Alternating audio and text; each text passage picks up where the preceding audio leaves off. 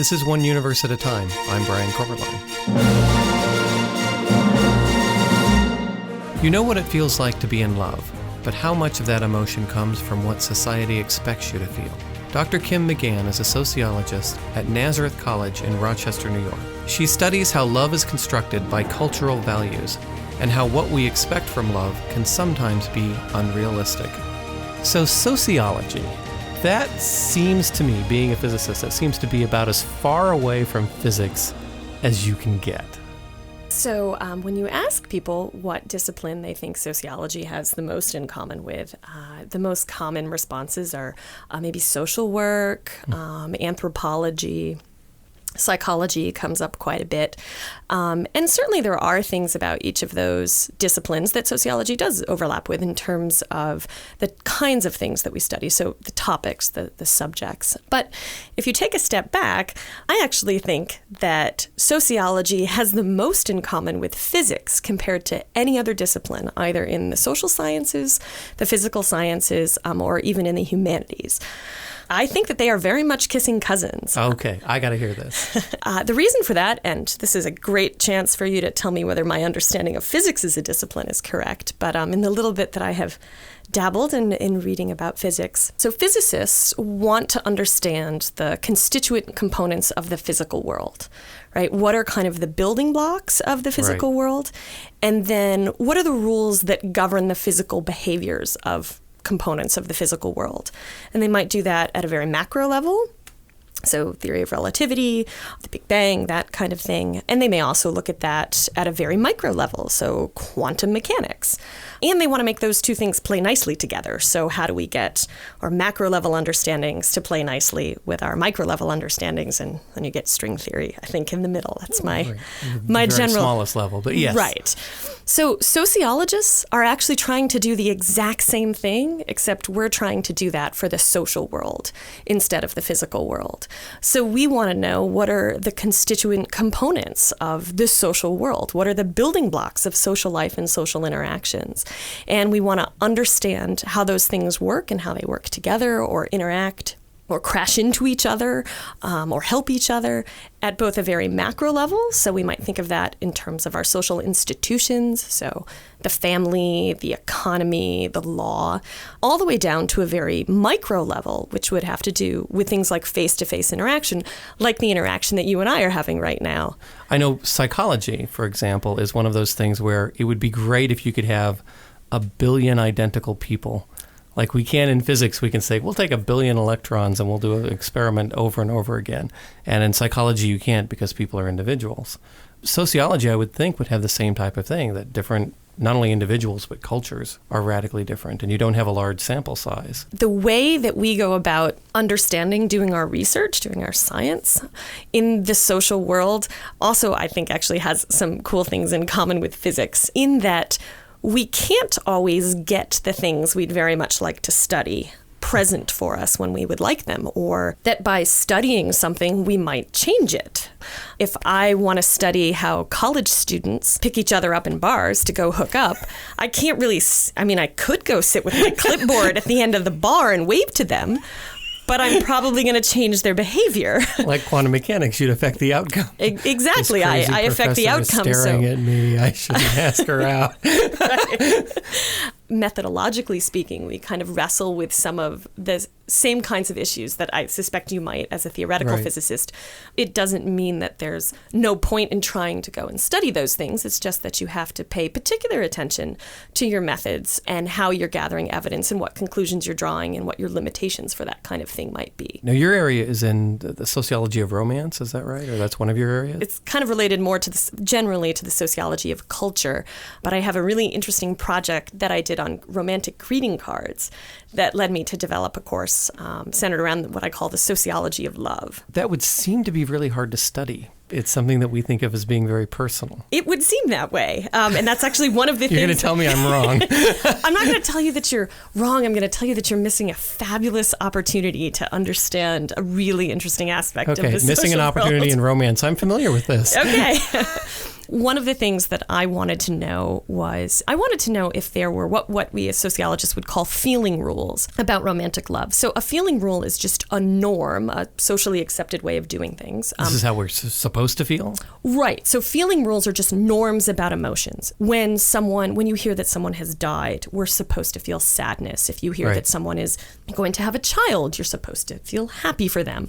And we most often notice these kinds of norms when our feelings are out of match with them. So you hear somebody's, getting married and you think, oh, it's a terrible idea. My sister's having a child. That's so great. And exactly. I'm not so happy about that. So I wanted to know if there were feeling rules about romantic love. The place that I decided to go look for that was in what we call a cultural artifact, which is romantic greeting cards. When you have marked dates, like a wedding anniversary or Valentine's Day, these are days that culturally, right, we symbolically mark our affection, our romantic affection for someone if we have someone in our life. So I went out and I sampled 247, did a random sample of 247 romantic anniversary cards and Valentine's Day cards. And then I read them.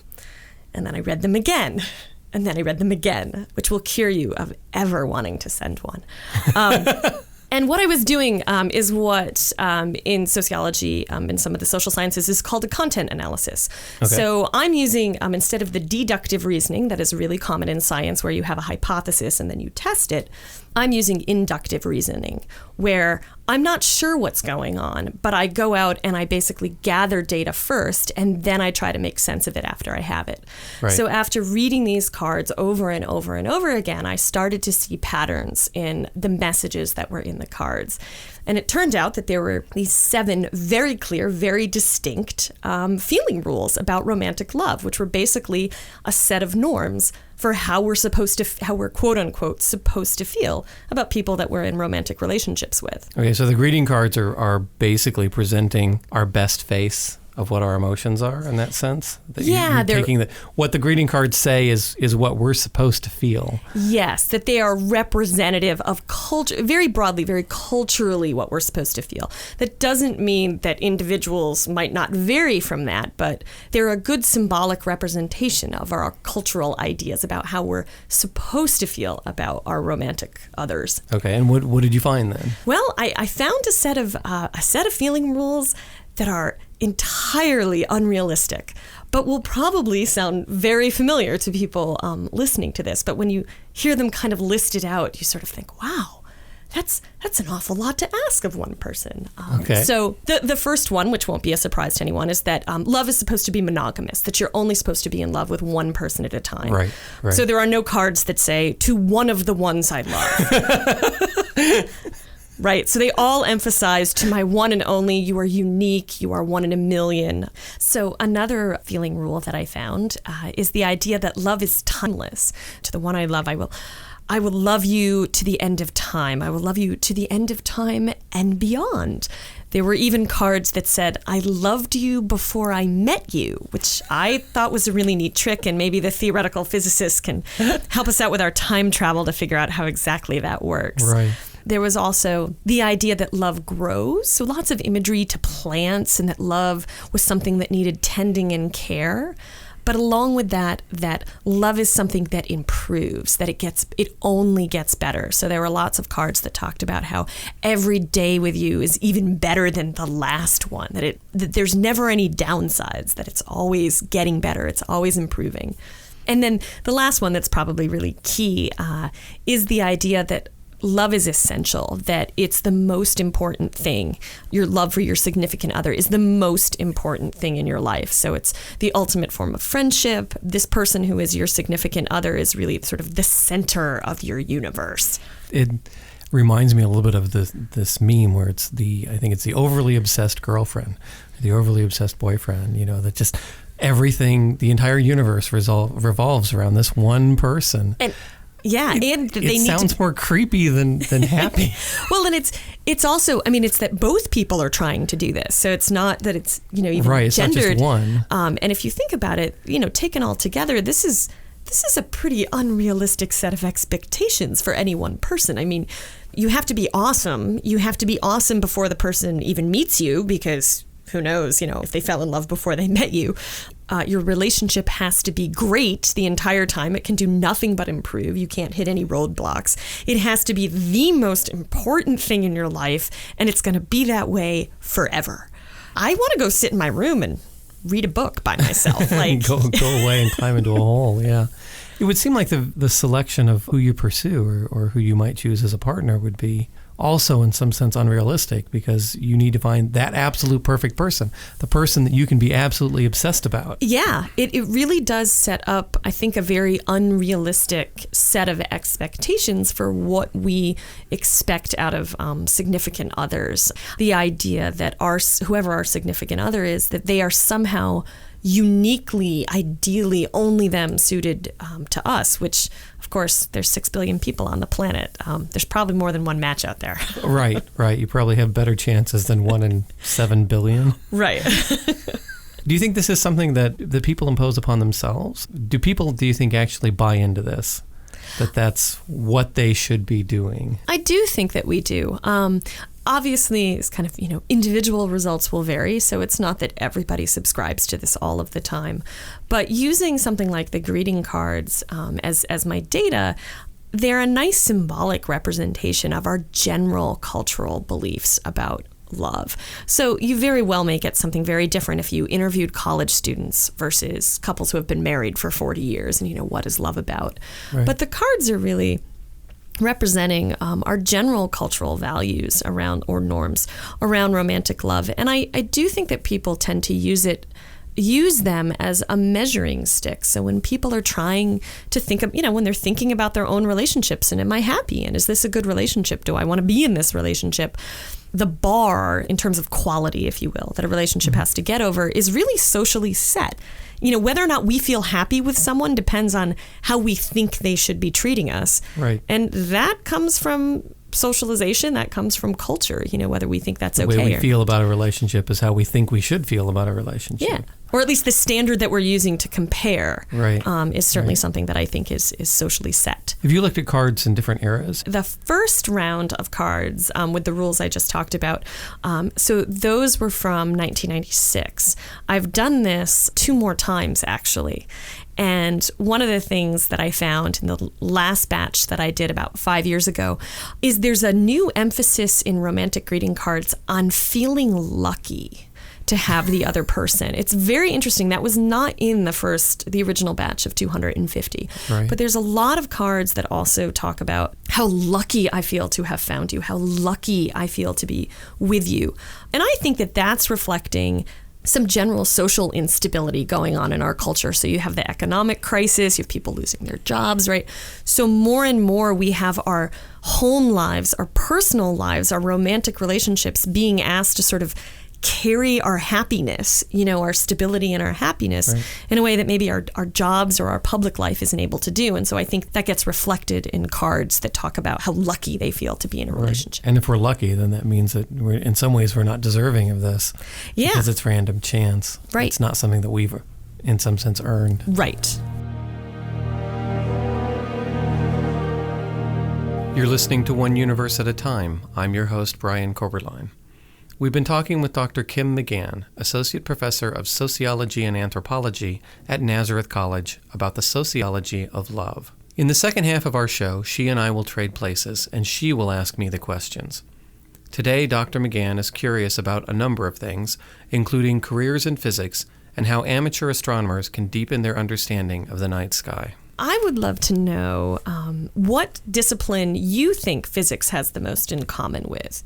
I've talked a lot with a former guest who's a psychologist, and we've talked about the comparisons between psychology and physics. It's interesting because physics in some sense is seen as the impractical physical science, in that, if you can do physical science, then do engineering or do biology or do chemistry. But physics is about the most fundamental aspects, and so it's often seen as, well, you want to do physics if you want to be a professor, or if you want to go into the very purest of pure. And it's not quite like that. There are fields that are in physics that are very pure, but a lot of them are very practical. And one of the common jokes about physics is you get a physics degree so you become an engineer. A lot of physics students who have degrees go off to become, their job becomes something that's under the title of engineer, whether they're actually working with engineers or doing something that's applied. Are there jobs for someone who has I think it would be a BS in physics that say, this is a requirement, you're going to be a junior level physicist? Or is it more broad where they're like, whether it's engineering or something else, where there's not a specific job for that, but their skills would be related to other jobs? Yeah, a lot of it is the skills are related to things. That when you have a degree in physics, you're really looking at a broad set of skills, both in problem solving and in how to understand how the world works at a basic level. Some will go specifically into areas related to physics, so something like material science or mathematics or computer programming, and their physics background that they've used skills in addition to their physics towards their job. There are people who go into physics undergrad to become pre-med because it's seen as somewhat prestigious to have a physics degree and you're applying for med school. But there are certainly jobs that you can do having a physics degree. They won't necessarily always be called physicists. You're not going to be called a physicist, but there are lots of opportunities there. So I had my physics teacher in high school, a great guy named Ed Foy. I'd love it if by some chance he was listening to this. But anyway, he was charged with teaching some about to graduate seniors who were not very interested, the basics of physics. And one of the things he used to tell us when we were working on our problems in class was that a big clear picture will solve most problems. Something that I very much took to heart in all kinds of things. But I'm wondering, actually, in the kind of work that you do, how important actually is the ability to kind of visualize things, versus I'm picturing sort of physics, in the movies, and it would be lines of equations on a board. Yep. Versus other ways, I've seen some PBS specials where there's these great visualizations. And so in the work that you actually do, how important or what role does kind of visualizing play? It plays some role. I mean, my area is more in astronomy and astrophysics. We use a lot of data, and it can be useful to visualize that data. And we love being able to see the visuals of that data, but a lot of it is crunching the data. So we're using a lot more mathematical tools to get some statistical answer out of what the data says. And it paints a certain picture, but a lot of it is not the image that we see. So I don't necessarily need to have a photographic image of a galaxy in order to study the galaxy. What I need are the data points of where the stars are and how fast they're moving. Got it. So a data table is much more useful to me than a pretty picture of stars. Got it. So thinking about stargazing, as someone, so I'm a very casual observer of the stars. So I, live out in the country, so I'm lucky enough to be able to see the stars beautifully without too much light pollution at night, and I can identify the occasional constellation if it's super obvious. What kinds of observations, if any, might someone like me be able to make in the night sky that might tell me something about the way the universe works?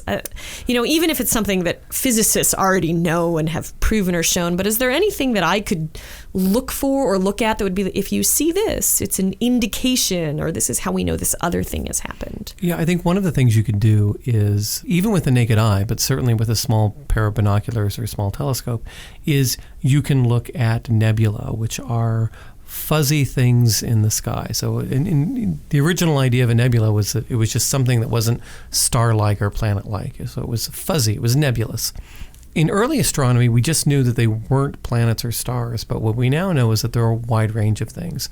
So there are nebula that are actually galaxies, and they're millions of light years away. So if you look at the Andromeda galaxy, which was once called the Andromeda Nebula, then you're actually looking at an entire galaxy that's similar to the Milky Way, but millions of light years away.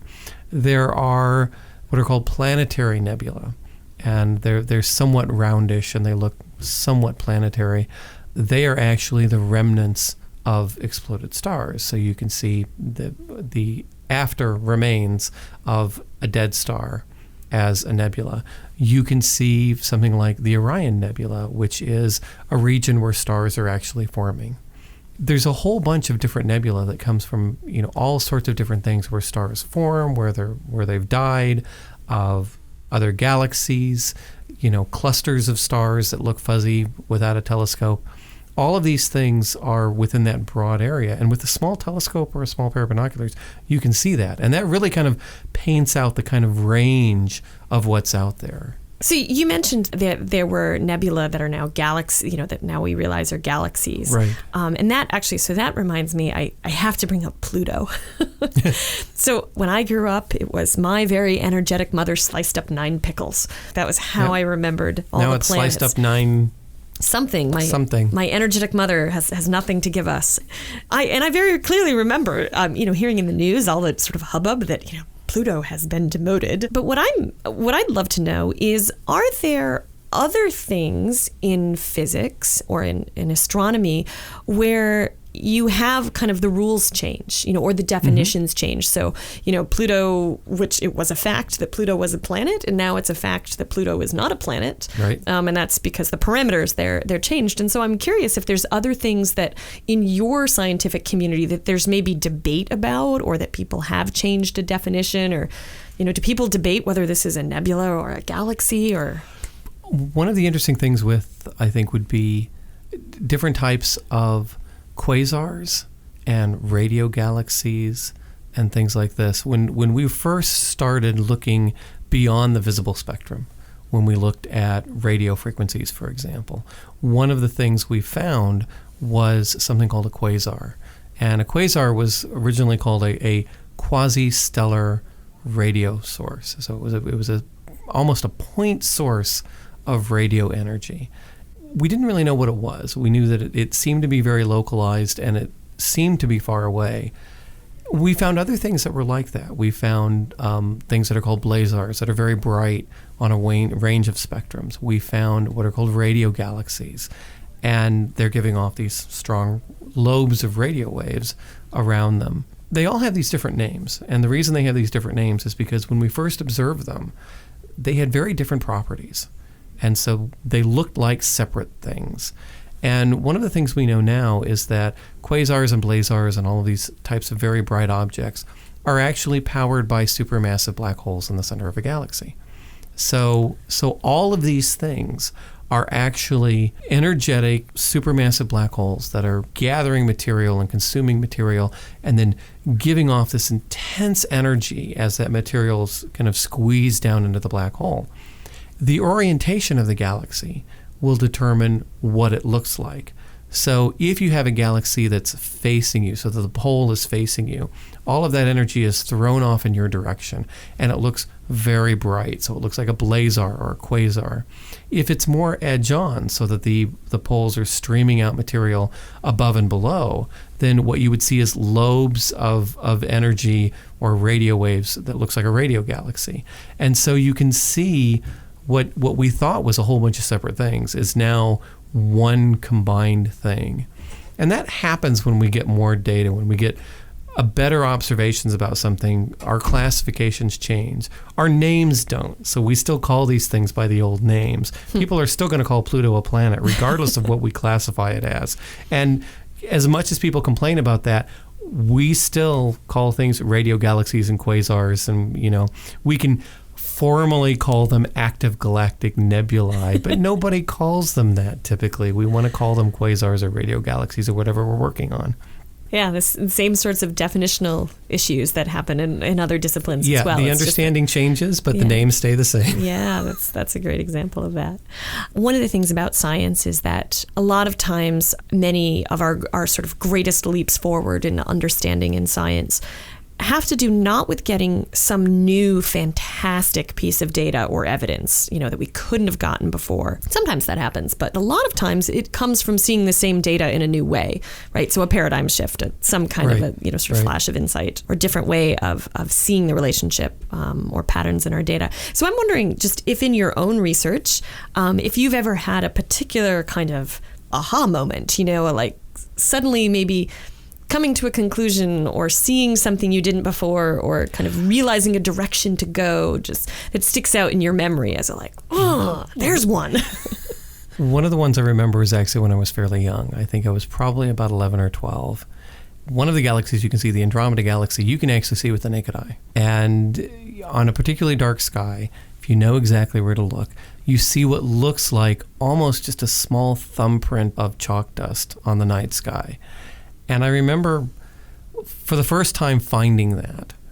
And you're looking at this, and it's not very impressive with the naked eye. It just looks like a little smudge of light.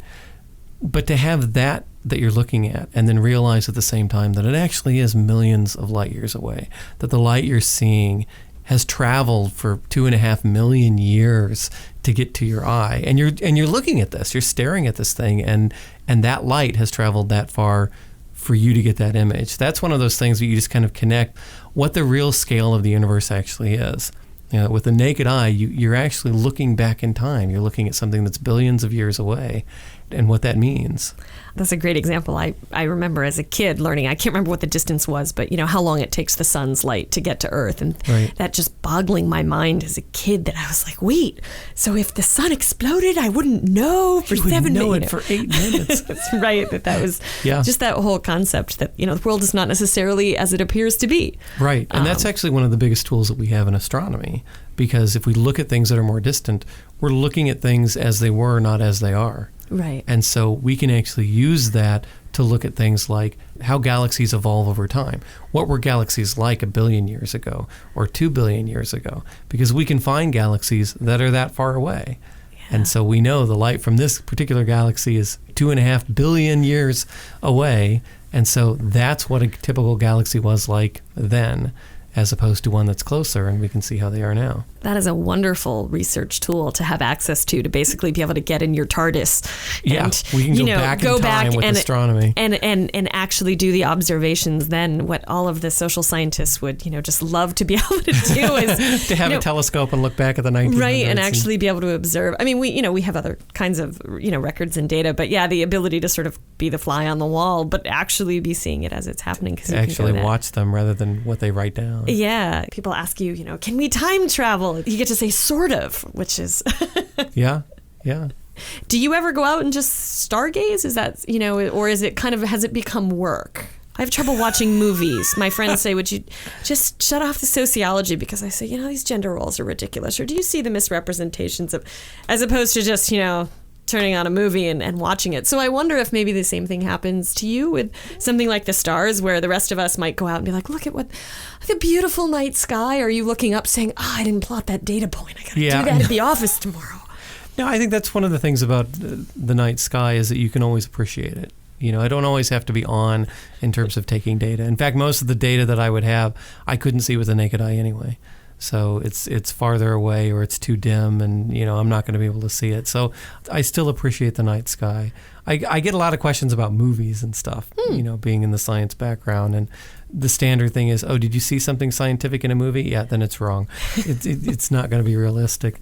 It doesn't really bother me as long as the story is interesting. Right. I mean, you can have movies that are interesting because they're interesting to see. I think Gravity was one of these. That the realistic version of Gravity is, yep, we're dead.